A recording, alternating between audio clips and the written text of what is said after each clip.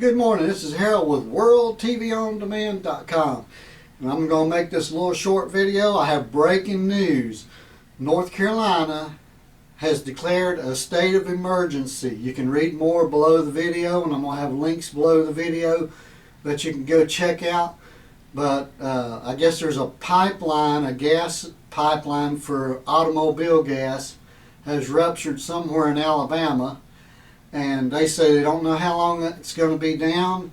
They don't know how long the gas is going to be shorted. But a lot of the gas stations in North Carolina are out of gas. And they say the southeast could be affected with this. And now they're limiting 10 gallons only per car for gas. So this is breaking news. I just want to bring it to you real fast. Get on your computers, your phones, your Twitters.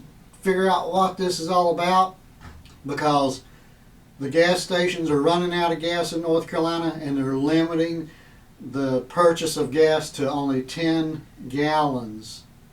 So this is Harold with WorldTVOnDemand.com bringing you this breaking news. I'll have another video for you soon.